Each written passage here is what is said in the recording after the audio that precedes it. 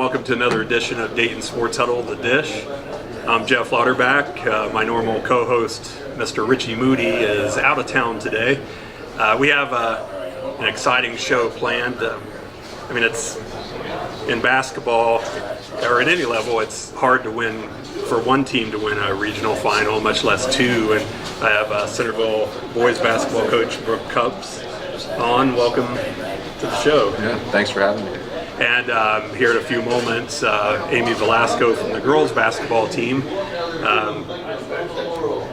Regional finals for both teams. A lot of good players returning next year, and we're going to be doing a series of follow-ups here in the next week or two. We're going to have an interview with Trotwood Madison, win or lose here this weekend. But Coach, as far as this year, you started 4-5. And then reeled off, was it 18 before losing in the regional final. What do you attribute the turnaround to? I think a lot of it is just our guys kind of buying in and accepting the roles that we were asking them to play. Early on, it was a fight to get them to kind of accept what we wanted them to do, and I felt like over the course of those first 9 games, we figured out like we were going to have to do it a certain way in order to be successful, and their willingness to buy into that and kind of give up a little bit of maybe their own personal goals for the goals of the team. I thought those guys did a really nice job of buying into that, kind of selling out for the team rather than worrying about themselves. And it's interesting because even through the end of the season, right to the last game, the only player you had in double figures scoring-wise was Pierce, I believe, and everyone else was in single digits. That just shows the true balance. It was a true team, and I think that's, at least to me, it seemed like that's what really propelled you. Yeah, that's how a lot of our teams are. Occasionally we'll have somebody that's averaging 18, 19 a game, but the way we play and our style, and I just think it's better basketball. So I think guys being willing to share the ball and trusting their teammates to make shots, and to do that you got to have a bunch of guys that are willing to put work in and develop a skill set that allows them to score 7, 8, 9 points a game. But those averages are so deceiving too. Like we have guys that Marshall had 22 in the district game, but he only averages 8 or 9 a game. Pierce had 27 against Purcell, but he only averages 12 a game. So we've had guys that have nights when they're the focus, and I think one of the strengths of our group this year was guys recognize that, and when that was their night, then we just gave them the ball and let them score. Kind of played to those strengths. I think that's an interesting point because in the the regional semifinals against Springfield, Davis Mubaugh, he's a prime example. He had hit a shot here and there throughout the end of the season and the postseason, but he erupted for, I think he had 15, and then against Moeller, he opened the game with a 3-pointer, and he just he seemed to deliver like that, where he responded right when you needed it. Yeah, and I think a lot of that is just guys showing confidence in each other. Part of our turnaround was that they started trusting each other a little bit more, and realizing that we had multiple guys that could make plays. We didn't have to rely on 1 or 2 guys. So I think that it makes it much harder to defend. And if you look at those 18 games that we won, it was almost always somebody different. The scoring part of it's one thing, and if you look at the other parts of it, I feel like guys like Sneed and Ballard and Mitchell, those guys impacted so many games along the way that if we didn't have them playing at that level, we wouldn't have won. So I think that's how the game's supposed to be played.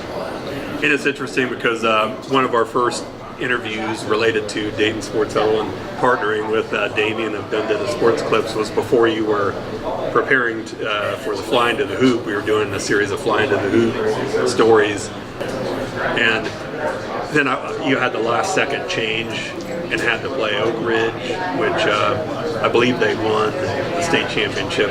Do you think that was a pivotal moment, when, at least confidence-wise? It was a big game for us.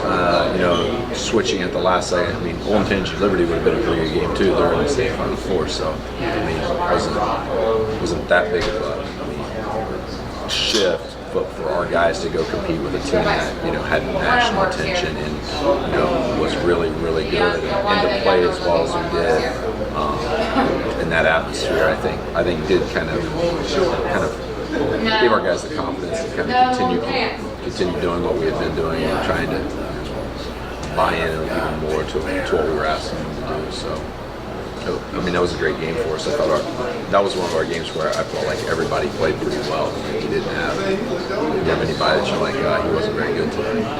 Everybody was kind of did their job and trusted each other and just kind of played. I think the biggest strength of this group is they always thought they could win. They like playing Oak Ridge didn't really matter, and I think a lot of that came from Marshall. He's just a tough little hard-nosed guard, and it didn't really matter who he was playing. He felt like he could compete with everybody, and I thought that translated over to our team pretty well this year. Like we competed on Tuesday nights when nobody was there. We competed on Friday nights when everybody was there. We competed against, you know, the Oak Ridges of the world.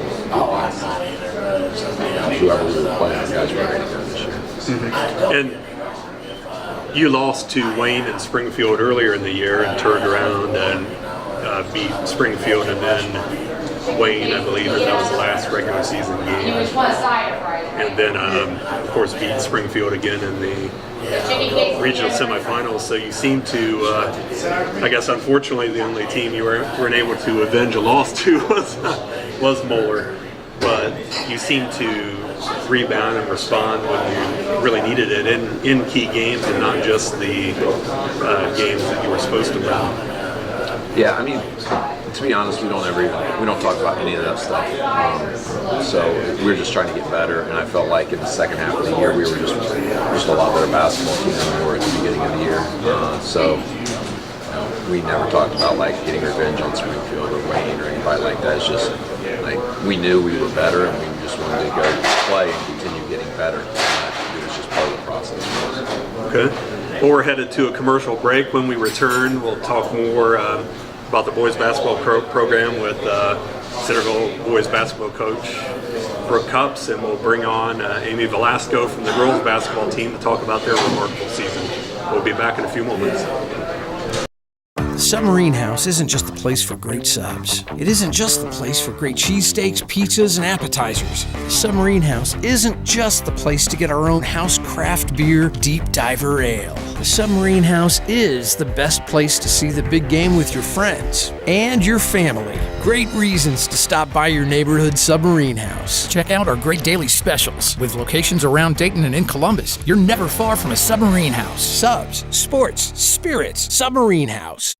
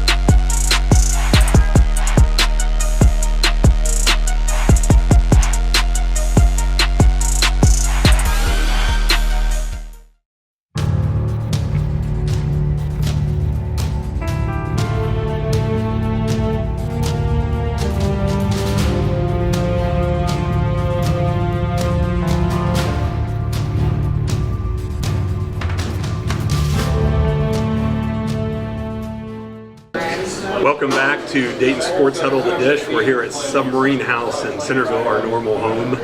And we have Centerville boys basketball coach Brook Cupps on the show. And we want to welcome in Amy Velasco of the girls basketball team. Amy, you're a sophomore guard, and I know you guys had a very interesting season, and you have a young team with people coming back. But this was something like the boys team, regional finals. I mean, it's hard to do that. Yeah, for sure. We played really well throughout the season and just played together. And you were saying, I think it was after the district finals, and the boys and girls teams. You were talking about how they support each other and you wanted to be there, but obviously couldn't because you had your game. You couldn't see the whole game. But how important do you think that is, and how rare do you think that is that a program, and I'll ask both of you this, the program reaches and both teams reach the regional finals? Well, I mean, I don't know how rare it is. I haven't really ever looked it up. I mean, I think we both will be reaching the state finals, so we've still got work to do. But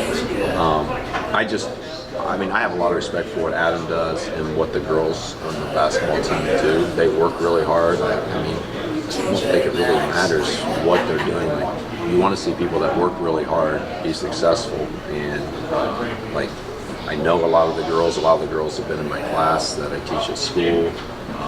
We're obviously around each other a lot because of practices. So you see the sacrifices they make. So you want to be able to cheer them on and support them when they're in the regional semifinals or the regional finals or the district finals. You want to be able to be there just to enjoy the moment with them. I mean, I don't think it makes a difference to them really in terms of the outcome of the game. But more than anything, just to be there and support them and let them know that you care about the results. So that's really it more than anything. I just think there's a genuine appreciation for what they did. And you coached Amy earlier. You were saying before we went on camera. Yeah, I mean, I don't know really about coaching her. She was on some of the youth teams that we had. She's never really needed much coaching. She's always been pretty smart and just kind of knows how to play. But she did play with a lot of the boys teams, like when she was growing up and had some of the other levels. So we'd always ask her if she wanted to play. We always played up, and she was always the best player on the team, on the court. Like, it didn't matter if we were playing boys or what level we were playing. She was always one of the best players out there. That's great. Amy, you, I believe, had a brother who played for the program. So when did you start playing basketball, and do you have a friendly rivalry with your brother? I started playing basketball in 2nd grade. Someone asked me to go to hustle tryouts, and I went for it, and ended up being super fun. I don't have a huge rival with my brother. He pushes me to do everything because he's 6'3", and so he makes it tough. One-on-one never went so well for me, but made me tougher. And what can you tell us about the obviously you went in with a lot of expectations in the postseason, and then you ran into Springboro and as a team had a tough game and looked like you might not advance, and then you kind of come back. And then tell us about that play that you were involved in that had to be exciting at the end. I looked at the clock and it was close, and Creeper just told me, you don't want this to be your last game, and obviously not. We didn't want to end right there, and I tried to just stay calm and not overthink it. And then next year, I know you were talking about, Coach, you have exit interviews right now talking about next season and the girls basketball team. You have a lot of talented players yourself, Cody McMahon and others who are returning. So there has to be some pretty high expectations for both of you next year. Yeah, I think we're going to be talented next year. So we graduated 3 really good seniors, and we're really close to them. Like, we had a bond off the court, so it's sad to see them go, but I think we'll be able to overcome that and do well next year, hopefully, work hard at it. Yeah, and you ended up 23-3, and according to at least maxpreps.com, the 4th ranked team in the state, and lost in Mount Notre Dame, who went on and won the state championship game. And I know, Coach, the Moeller game, there was a lot of controversy regarding that, as far as the situation with Ryan Marshall and the 2 technical fouls. And how did that affect? I know we went into the practice before the Moeller game, and I was just pretty amazed about the upbeat attitude of the team and the support rallying around once you learned that Ryan was not going to be able to play. I don't know. I mean, I feel like Ryan handled the situation really well. I was proud of how he handled it, and the maturity that he showed throughout that process. I thought our team responded pretty well. I just don't think we played real well anymore. We missed a lot of layups, and we missed a lot of free throws. And if you're going to beat a team of that caliber, it wouldn't matter if Ryan was playing or not. If you're going to miss layups and free throws, you're not going to win. I thought we had some defensive breakdowns. But it's one of those things, when you're in the regional finals, you have to do those things, or you're going to lose to whoever you're playing, because the other team is good at that point. So, I don't really have any regrets. I felt like our kids competed. I thought we were prepared. I thought we played hard. I felt like they're really good. So we had to do things right. We had a small window for error, and we didn't fit it in that window. So. Whether we like it or not, Moeller's the standard around here. We've got to figure out a way to be able to compete at that level if we want to do anything beyond regionals, because that's who you got to measure yourself against. And we're going to just try to keep working, try to keep getting better. Like Amy said, they've got a lot of players returning. We graduate 9 seniors, and I don't think our guys have any concept of what they have to replace. I think they think we have these talented young guys, which we do have some talented underclassmen, but that's all they are right now. They're underclassmen that haven't played any varsity basketball, and I think they're completely clueless on what level they have to be able to compete at. We're talking about playing the schedule that we play and trying to compete with a team like Moeller. We've got a lot of work to do. We got Mo. And we got a lot That's of work to do. That's a good centerpiece. It's started in worse places. So our first step is going to be getting them to understand really how far they have to go. Because I don't think we understand that. Okay. And we're going to head to another break, and when we return, we'll talk more Centerville High School basketball with Coach Brook Cupps and Amy Velasco. Dayton Sports Huddle has now launched its online publication, and you can keep up with all the local sports at DaytonSportsHuddle.com. The Submarine House isn't just the place for great subs. It isn't just the place for great cheesesteaks, pizzas, and appetizers. The Submarine House isn't just the place to get our own house craft beer, deep diver ale. The Submarine House is the best place to see the big game with your friends and your family. Great reasons to stop by your neighborhood Submarine House. Check out our great daily specials with locations around Dayton and in Columbus. You're never far from a Submarine House. Subs, sports, spirits, Submarine House.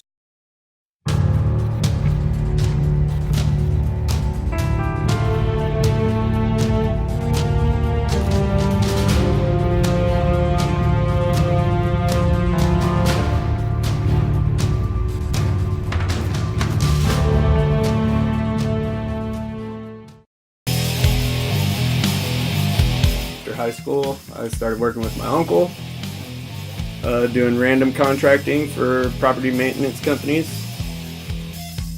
So we did a wide array of things, from concrete repairs to rotten siding and roofing and drywall, and I was good at it. I tried to think about what the customer would want more than what I want.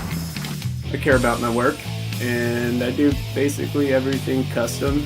Contact Kalen Skies for your custom design quote today. Renew your home one room at a time. Sky's the limit for your custom design. Welcome back to Dayton Sports Huddle, The Dish. I'm Jeff Louderback with Centerville head boys basketball coach Brook Cupps and sophomore point guard Amy Velasco. We're talking Centerville basketball this year and next year. And Amy, Coach was talking about everything that they need to do to prepare for next year. What in your mind, or what has Coach Prefer told you, and what as you and your teammates talked about, what you need to really work on in the off season to try to get past the season and advance past the regional finals next year? I think a big part of our success this year was just having a bond on and off the court. being able to play for each other and trust each other. So I think for people coming up on varsity that we kind of need to welcome them in and want to play for each other, create that bond before the season starts, so we want to do it for each other when it does start. I think what's amazing about Centerville, both boys and girls, is a lot of really good 7th grade, 8th grade. The youth programs are really good here. Yeah, for sure. And I know next year you have a new chapter in your coaching career, at least, or well, maybe not overall, but with the high school. With your son Gabe, will be a freshman, and I know there's a lot of expectations for him. At least, maybe not on your end, but as far as he has a good track record, and the 8th grade team was really good. How do you think that will, the transition of 8th graders to 9th grade and getting them acclimated to whether they play varsity or not to another level of basketball? It takes time. I mean, I think obviously them playing AAU and playing stuff in the summer and in the spring helps them, like the speed of the game. Helps them to adjust. We'll try to get those middle school guys, just like we did with our guys that were freshmen this year. We'll try to get those 8th grade guys involved in our open gyms and our workouts, and try to get them playing against our alumni, our seniors that are graduated that want to keep playing, and try to get them playing against higher level and bigger, faster, stronger guys than they have been playing against. I don't know. It's one of those things where I don't worry too much about it until we get to November. Until then, none of it really matters. Everybody's just trying to get better. When you get to November, then you start trying to figure out where people fall and who's going to be varsity, who's going to be JV, and all that kind of stuff. Until then, everybody's just trying to get better. After the Moeller game, that talking about Rich Rolfe, who was pulled, he was a freshman, pulled up to varsity, and then he hurt his knee, and he has size. I believe he's 6'6". And then of course Mo being 6'9", and who knows what he'll be next year if he keeps growing. And then his brother Keba, who will be a sophomore, I believe. Sophomore. And he's right now 6'6". And I thought it was a really fascinating comment what you said, that you'll have size, but you don't know yet who's going to get them the ball. Yeah, that's not funny.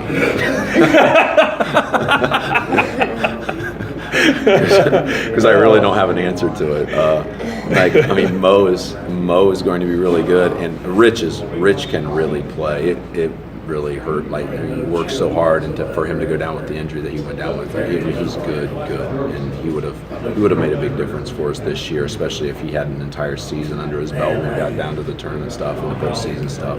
I think he would have really helped us. But we are where we are. I do think one of our strengths next year is going to be our size. We're going to have to handle pressure. We're going to have to be able to shoot the ball because people are going to have to adjust to guard Mo and to stop Mo inside, because he's going to keep getting better. I know he was great at the end of the year, but he'll be better next year because he's going to work at it. So we need to make sure we put pieces around him that can allow him to be successful in the post and make people have to guard him. So getting the ball down the floor and to him is the biggest concern right now. Got to figure that out. And I know that's your specialty, Amy. She could play for me. Being a point guard. What do you think your strengths are going to be next year as a team, and maybe some areas that you really need to work on? So we're kind of opposite the guys. We lack height. We don't have bigs. Cody's our tallest girl. She's about 5'11", so we play fast. They have to be able to catch us first, so we're going to run in transition, and that worked well for us this year, and so we'll have to stay in shape and work at it. I think it's pretty interesting that on the girls' team, Cody and obviously Amy both getting a lot of accolades and a lot of interest from schools, and then of course Mo getting a lot of interest. So you have some centerpieces on both teams. And how challenging is that when you have a lot of scouts and games, and is that challenging to prepare a team or to maintain focus, or does that really matter to the players? From the boys' perspective, I mean, for us, it hasn't been hard because of how Mo is. Like, Mo's not conceited or arrogant or cocky or anything, so he doesn't talk about like the offers that he gets or who's recruited. He never talks about it. He just kind of comes and does his job and plays hard. He's a great teammate. He's unselfish. So from that perspective, it's pretty easy for us. And I think Amy can answer for the girls, but I know Amy better than a lot of the other girls. I think she's very much the same way. But I also think, like, when you're playing high-level Division I basketball, like, you need some guys that girls that can really play and are high-level players. And so that's why I think, we don't get to where we are right now without Mo. They don't get to where they are without Amy and Cody. Like, you have to have people that, players that are difference makers in games, big games, that can kind of get you over the hump when things are struggling. So I think both programs are fortunate to be where they are right now. So Amy, from a player's perspective, and you're a younger player, obviously, had 2 more seasons left, both you and Cody. What's the pressure when obviously you have aspirations, I would imagine, to play at the next level? How do you approach that? I don't think there's much pressure. We're not going to change how we play because they're there. Obviously, we're going to want to play as hard as we can and show them what we can do, but sometimes scoring is not everything you do. Passing shows them majority different things, so that's what we try to do. So now the off season's here. I remember, I think it was the movie Friday Night Lights, obviously football, but at the end, one of the end scenes where the coach takes the names of the existing players down. I don't know if you saw that movie, but that just symbolizes a lot, because obviously you have to start a clean slate, and then you take the names down from this season, and especially the boys team, 9 seniors, and you put a complete new roster up there. What's the transition like when it suddenly ends, especially deep in the tournament? It's hard. I think you want to have a time of celebration and a time of like appreciation for those seniors and for that team that you just finished the season with. You've just been, like, basketball's a long season. We've been doing this since November, right? Really, probably September, October. We've been together and been playing. So we're talking about a huge chunk of time that these guys and girls have spent together. So I think there needs to be a time of that celebration and appreciation for what you have accomplished and looking back on it. And then, it's what we try to do is we try to get our seniors that are graduating to kind of contribute to the direction that we need to go, get feedback from them, what they like, what they didn't like, what they think we should do differently, who they feel like we can count on next year. Like, we trust those guys that have been in our program for 4 years to give us serious feedback on the direction that they want the program to go in the future. So that's our first step, and then we sit down with each player and talk about like what they need to get better at, and you start working. Okay. And then we're coming down to the final moments, Amy. On your end, what are you doing to prepare? A lot of us play AU in the summer, and that's how we prepare. And come June, we're ready to meet new teammates and work with them, and hopefully create a bond starting there. Okay. Well, we're coming down to the final moments, as I just said, and thanks to Centerville head boys basketball coach Brook Cupps and Amy Velasco of the girls team for being on. Amazing season, amazing run, and I look forward to more interviews next year as the season goes along. All right, we appreciate it. Thank you. Thank you. Thanks, everyone, for joining another edition of Dayton Sports Huddle of Dish. Be sure to follow us at DaytonSportsHuddle.com and on Facebook, and we'll see you next time.